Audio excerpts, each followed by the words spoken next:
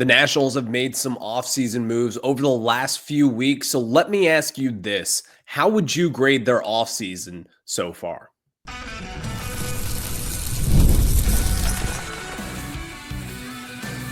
You are Locked On Nationals, your daily Washington Nationals podcast. Part of the Locked On Podcast Network, your team every day. And thank you all for making Locked On Nationals your first listen every single day, as we are free and available wherever you get your podcasts. And of course, you can check us out over on Twitter at BrianClary11 and as well as the show page at LO_Nationals. And while you're at it, search up Locked On Nationals wherever you get your podcast, whether it's over on Apple, Spotify, and of course, the video version of this show. You can check that out over on YouTube. Search up Locked On Nationals and hit that subscriber button. Later on in the show today, we'll be getting to some Nationals offense woes. As I saw this projection that I think is very interesting and kind of something that we have been eyeing here. And it's still something that I think is an issue today.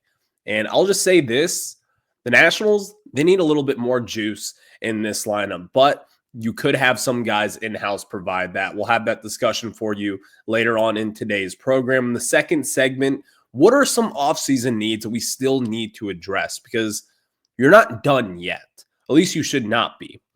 We'll discuss that in the second segment of the program today. But we start off with grading the Nationals offseason. And I'll tell you that grade. But today's show is brought to you by our friends at FanDuel. And the NFL playoffs are almost here, but it's not too late to get on the regular season action with FanDuel because right now new customers can finish the season strong with $250 in bonus bets if your first $5 bet wins. Just visit FanDuel.com to get started. We get started discussing the Nationals offseason, and I'll just rip the Band-Aid right off. The grade that I give the Washington Nationals so far this offseason is a B-. And it's not one of those B- where it's like an 82 grade. It's like a 79.6, rounded up to an 80. I think what the Nationals have done overall is good. They have gotten better this offseason. You trade for Nathaniel Lowe, who I think could be a pretty impactful player. You sign Michael Soroka to a deal where he's projected to be a starting pitcher at this point. He was told that he's going to be a starting pitcher, and I guess that makes sense for now. You also signed Josh Bell, someone who will likely be your DH on opening day. You've seen it, switch hitter, can hit from both sides of the plate, can hit for power from both sides of the plate, and you also have re-signed Trevor Williams. These are all good signings, but you all know where I'm going to go for this. You're still missing that marquee free agent. Let's say the Nationals go out there and sign a Pete Alonso on top of all these signings, or even an Anthony Santander. In my opinion, that would put the Nationals up into like the A category. That is what we are missing at this point. That is really what the Nationals need. And maybe you don't feel as if Pete Alonso is worth the money that he'll probably command on the open market, whether it's like 150, 175 million, who knows at this point. Maybe you don't think Anthony Santander is going to be worth it as well. But those two guys are very good baseball players, in which, by the way, as we're saying in the third segment of the show today, they need more juice in this lineup. The Nationals, in my opinion, the lineup has gotten better, but how much better? Well, in my opinion, this is still not a winning lineup. And you could have things happen, whether it's Dylan Cruz or James Wood, really break out this year. And those are all two possible things, by the way. You can also even have C.J. Abrams in that conversation. Maybe Keibert Ruiz gets it back on track, and he's going to be a average hitter at the plate as far as catchers go. Maybe you have Luis Garcia Jr. replicate what he did this last year, having a career season, being one of the better offensive second basemen in the National League. You can make that conversation today. And by the way, that's not totally impossible. But also, you still need more power. And I don't think sitting here today, you have a 40 home run bat on this roster in 2025. James Wood is going to be capable of that, but will he do that this year? I don't necessarily think so. And if you really look at the power numbers and just kind of what the game revolves around today, it is power. Teams need to hit home runs. They need extra base hits. They need speedy guys on the bases. The Nationals, they've got speed, but they don't really have power. In the latest projections that we're going to kind of dive a little bit later into in today's show, right now, according to Steamer, the Nationals are projected to have the third least amount of home runs in 2025. Now, what does that mean? Not all that much. It's a projection. But I think that's also fair. Because right now they have a team like the White Sox hitting more home runs than the Nationals. A team like the Cardinals, the Tigers. Those teams that really don't have all that much power, all that much offensive firepower overall, they're projected to hit more home runs than the Nationals. And just behind us are the Pittsburgh Pirates and as well as the Miami Marlins. Two perennial bad teams in baseball. You need to fix this. And if the Nationals did address that this offseason, whether it's going after, again, Pete Alonso or Anthony Santander or trading for Nolan Arenado, whatever it could look like, the Nationals have not done that up to this point. And where I stand today, that is what makes them a B-, because, again, these signings, they're all decent, good signings. But this is like the cherry on top of what should be your cake. The cake is signing Anthony Santander or making that big splash free agent, whether it's trading for someone, whether it's signing someone of that caliber. Nathaniel Lowe is a good player. He's going to be impactful on defense and as well at the plate. Michael Soroka could turn his career around here in DC, and we've seen it time and time again. Guys do kind of replicate success that they have had in the past, especially here in DC. You saw it last year with Jesse Winker. You've seen it time and time again, whether it be just a handful of years ago with Jeimer Candelario. And you also have Josh Bell. That's going to help with powers at some point. But still, how much better did you get this offseason? You did get a little bit better, but you could have gotten a lot better. And where I want to see the Nationals kind of take that next step is by making that splash move. Now, again, let me reiterate this. Nathaniel Lowe, good baseball player. He's going to help your team. But overall, by how much? That's the question you kind of have to ask yourself. Is he really going to be a guy that's going to hit 35 to 40 home runs? That's not what he is. Is Josh Bell going to hit 35 to 40 home runs? That's beyond him at this point. Is James Wood going to take that step up when he's 21, 22 years old and hit 35 to 40 home runs this year? I'd probably doubt it. Maybe down the line he will, but still, today, trying to make a postseason run in 2025, I don't think that's going to be the case here. The Nationals, they know what they need. Don't get that twisted. They know they need more power. They have analytical guys in this organization now. They see who makes a postseason and who makes postseason runs. It's the team that hits for power. And if you look at the projections, again, the team sitting at the top are the Yankees, who are projected to hit 245 home runs, the Braves, the Dodgers, the Rangers, the Orioles, the Astros, the Mets. All those teams in that picture, these are teams that will be in the postseason at some point in October in 2025. These teams will be there.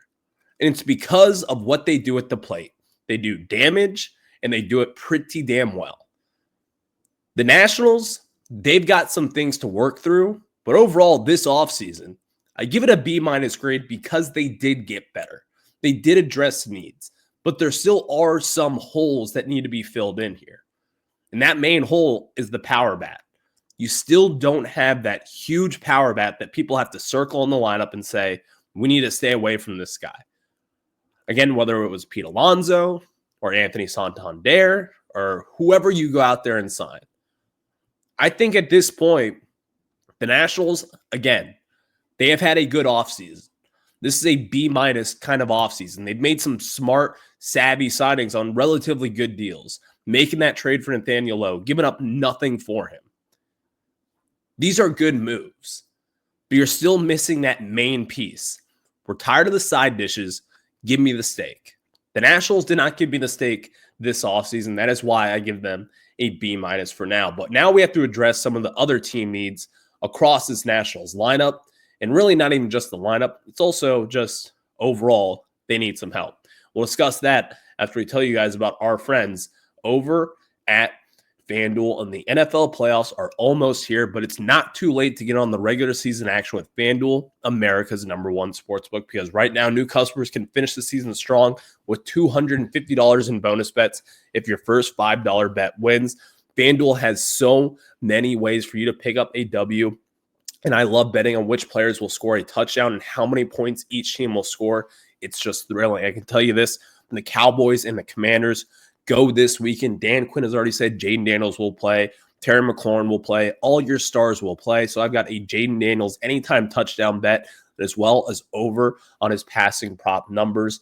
And maybe you think Brian Robinson scores a touchdown. And of course, there's so many more. Maybe Luke McCaffrey at a plus like 900. You could do that. So when you do that, though, visit FanDuel.com to join today. That is FanDuel.com for your chance at $250 in bonus bets. Make every moment more. FanDuel, the official sportsbook partner of the NFL. Thank you all for making Locked On Nationals your first listen every single day, as we're free and available wherever you get your podcast. If you haven't already, check us out over on YouTube. Search us up, search Locked On Nationals, and hit that subscriber button, or wherever you get your podcast, whether it's on Apple, Spotify, whatever it is, you will find us wherever you get your podcast. So what are some positions that the Nats should still pursue this offseason? Well, the obvious answer would be to get a power bat. Go out there and get Pete Alonso, but they're not going to address that. That's out the window. So we go into some other categories here. My number one is bullpen help. I think going into 2025, this Nationals bullpen is actually in a pretty decent spot. Like, you just moved off of Kyle Finnegan, and that's going to be a loss. He was an all-star this last year, but overall, Kyle Finnegan is replaceable. And the Nationals still could go out there and sign him. He's still on the open market. You could make that reunion and make it pretty well because, again, Finnegan has proven that he's a pretty reliable closer. If not a closer, then a setup guy. I think he could work in that role. But the Nationals still need to get bullpen help. You have a lot of young guys on this team. Jose Frere, who I'm very high on, who I think will be your closer this year, sitting here today. And also Zach Brixey, someone who came up just last year at the end of the season, not look all too great. You know, he gave up a lot of home runs in his few limited action there, but I think he's also a building block for this Nationals bullpen. But you could go out there and sign veteran guys. I don't know who that would consist of at this point, but there are still a lot of names on the open market for this Nationals organization. And again, if you want to make a postseason run, and if you want to see yourself in October, then you have to set yourself up for the best possible scenarios. And having a good bullpen followed by a good starting rotation, which the Nationals rotation is not looking all that bad. I'll just say that. But you also need to keep those games that will be tight. You got to keep them tight. And that's how you get a good bullpen in there. Signing whatever it could look like, a Kenley Jansen, and come back in to the organization, another veteran guy, maybe a Tanner Scott, whatever it would look like for you. The Nationals need to make that decision like now. You need to address the bullpen and really solidify the back end of it as well. Because you can turn a lot of wins or into losses and vice versa with a bad bullpen or even a good bullpen. Address the bullpen. That is still my main need sitting here this offseason. I think the Nationals will do that, by the way, over the next few weeks. So keep an eye out for that as we expect them to sign some more bullpen pieces today.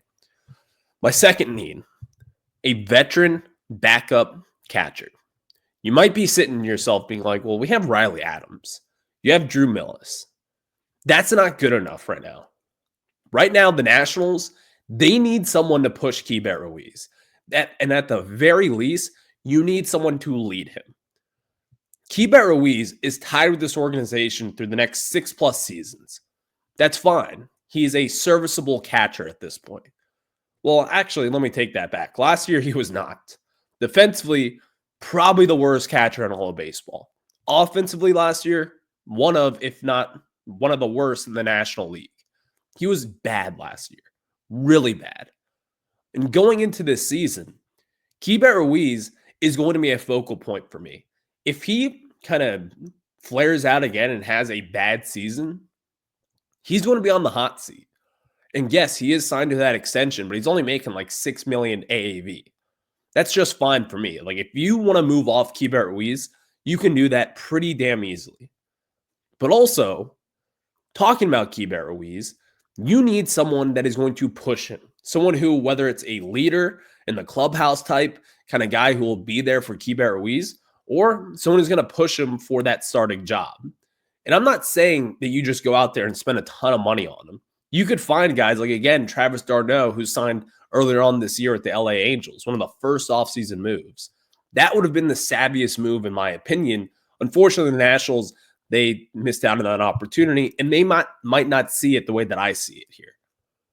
But I think it would be beneficial to have someone to push Riley Adams off to the side who has been good over the last few years. He's had some solid times at the plate. Defensively, he's a little bit better than Keibert Ruiz, but he's no one that you're going to be bragging about to your Mets fans' friends or your Braves fans' friends. He's a fine overall catcher. But I think if you get someone who, number one, is a leader, and number two, who's going to push Keibert Ruiz, I think that is when you can get the best version of Keibert. Because if you do have him as a main focal point of this team, and he actually lives up to the expectations that we set for him back a few years ago when you traded for him, when he was a top prospect, that'd be a huge deal for this team. That'd be a huge juice kind of jump for this organization. And if Keibert Ruiz does become that power hitting catcher that we all expected him to be, then some Nationals holes may not seem like glaring holes at times. You will see a good offensive product from a catcher who at times maybe improves defensively. There's really only one way for him to go as far as his defense goes. But I think a veteran catcher would be a very beneficial move for this Nationals team. Third, a power bat off the bench. Now, again, I think the power here coming off the bench could look like someone like a Stone Garrett type. I'm not saying you just bring back Stone Garrett and he's going to be your power bat to come off the bench. I love Stone Garrett. He's a great kind of clubhouse guy. Everyone loves him. You see him going on fishing trips and golfing trips with all the different Nationals players, but you need to improve there. If you were to sign, like, just name that kind of moose that is out there on the market, someone that's a big, just daunting kind of guy who is going to, if he were to start, he's going to bat like 6'8", has like a 680 OPS, but he also hits bombs. That could even look like Joey Gallo, someone of that caliber. Do you need a power bat to come off this bench and in order to save us in some risky situations?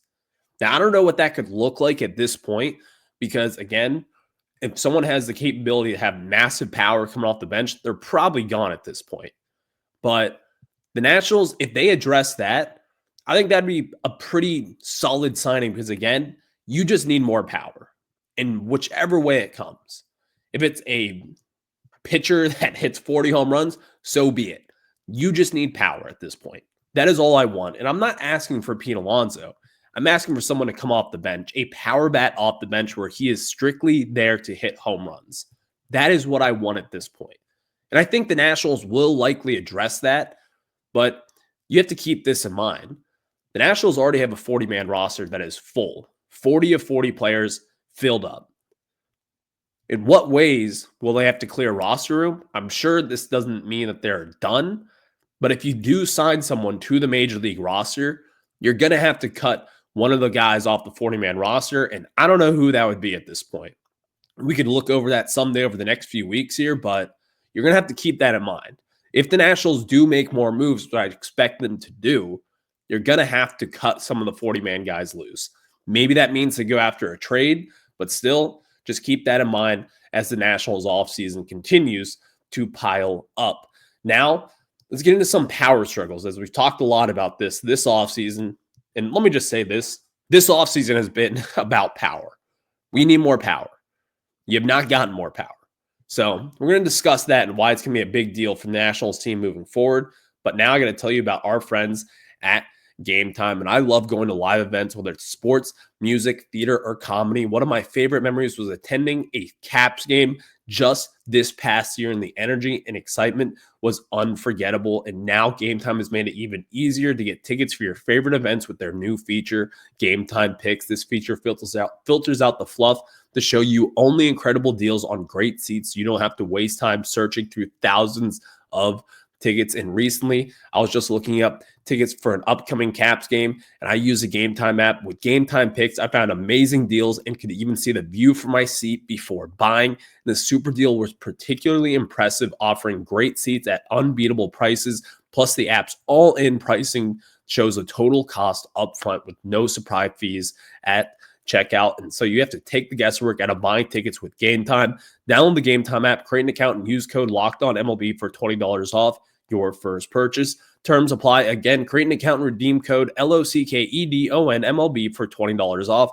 Download Gametime today. What time is it? It's game time. We get back into it, discussing some of the Nats' woes as we get into 2025 here. And again, if it's your first time tuning in, search up Locked On Nationals and hit that subscriber button wherever you get your pods, on Apple, Spotify, and of course on YouTube as well. But we get into it now with discussing, again, some of these Nationals offseason moves and the lack of power. I've come to realize, and it's going to hurt this team. That's not a surprise to anyone kind of going into this season. And really just kind of talking about it on a bigger scale, maybe they see Dylan Cruz really kind of projecting themselves and saying, this guy's going to hit 35 home runs. Maybe I think James Wood breaks out this year and he hits a ton of home runs as well. But if you really kind of look at the teams that did the most damage this past season in 2024, as far as home runs go, those teams did pretty damn well. Inside the top 10, Yankees, postseason team. The Orioles, a postseason team. The Dodgers, World Series champs, postseason team. Atlanta Braves, postseason team. Diamondbacks just missed out on it. The Mets, postseason team. Phillies, postseason team. The Oakland A's, which is stunning, by the way, they missed out on the postseason. The Boston Red Sox as well missed out in the postseason. And the Astros, they made the postseason. The Nationals are not anywhere near that top, unfortunately. In fact, they were second to last and just a few home runs ahead of the Chicago White Sox, one of the worst baseball teams that I have ever seen take the field. And yes, you heard that correctly. One of the worst teams I've ever seen. The Nationals only hit 2 home runs more than them in 2024. You know what you need. And this is going to be a big talking point as we enter this season. Can the Nationals finally get over that hump and finally get back in the top 15 as far as home runs go? I don't think they're going to get inside the top 15 this year, but I certainly do think they will make an improvement because I project more home runs for CJ Abrams. I project more home runs for James Wood, Dylan Cruz, Keibert Ruiz, Luis Garcia. All of them, they should be hitting for more power. And in today's game, you simply have to have power, and we just do not have that at this point. You do not have the capability to have 2 guys hit 35 home runs or whatever it is. You just do not have that. And that's the unfortunate part. Maybe over at Nationals Park, they're making the case for their 2 main guys right now, Dylan Cruz and James Wood, to really break out this year. But as we know in baseball, things happen, whether it's injuries, whether it's guys not really living up to expectations. We have seen it here before. And as Nationals fans, you have seen the greatest teams here in DC, like the 2019 Nationals. You've also seen some of the worst back in 2009 and 2010, then in 2022. We've seen it all. You've seen great teams and you've seen terrible teams. You know what it looks like. And I can tell you this, a World Series caliber team will not be hitting home runs at this rate. The Diamondbacks in 2023, they got to the World Series when they were like 23rd in all of home runs in baseball. That doesn't really happen too much. So In order the Nationals, if you want to have a better offense, you're going to have more power. So we will end on that note today, but we will catch you guys next week. The Nationals offseason rolls on. We'll have plenty of discussions, and maybe you sign someone over the next few days. I will catch you on the flip side. Have a good one. Go Nats.